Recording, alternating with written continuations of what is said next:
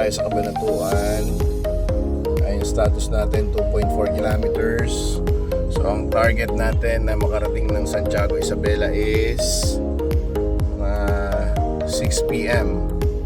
Tapos pahinga lang tayo, then balik tayo kaagad guys. Deliver lang natin tong Suzuki Celerio sa aking tita.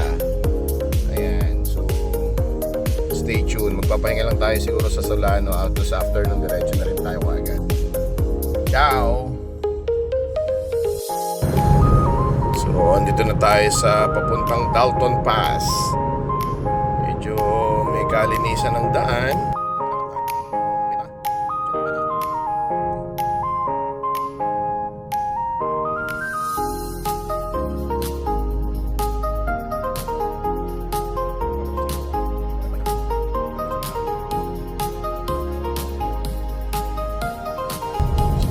Tayo sa horseback riding ng Nueva Vizcaya.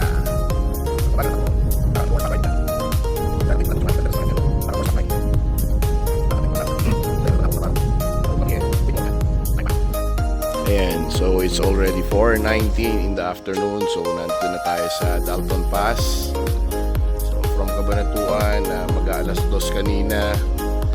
So tayo doon, tapos ngayon nandito tayo sa Dalton Pass. And ayan na, lamig ng klima dito talaga.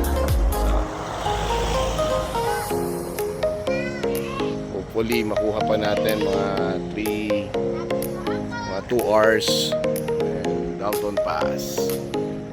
Welcome and salamat po Nueva Ecija. Mga guys, as of the moment 7:27, nakastop ako dito sa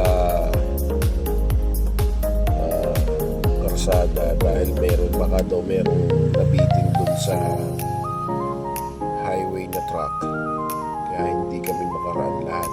So siguro mga 20 minutes na ako naka-traffic dito, pero as you can see 194.9 kilometers, 3 bars pa lang yung nababawas dito. So from Cabanatuan papuntang Santiago, most likely mga 3 bars to 4 bars. So approximately ang estimate ko doon nasa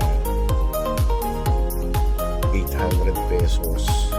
Kasi 1.3 yung kinarga ko kanina dito. Talagang nagbiblink yan.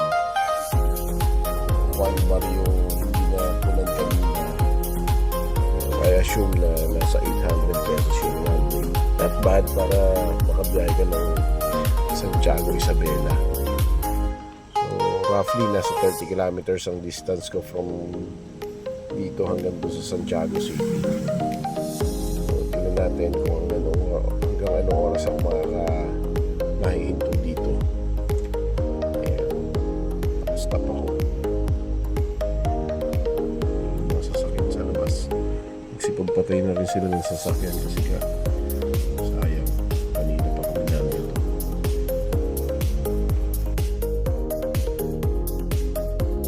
As of the moment 8:42 in the evening na.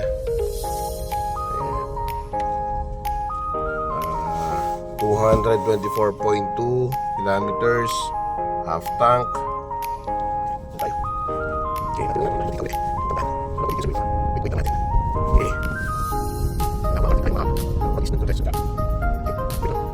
Tingnan niya natin kung nasa ako.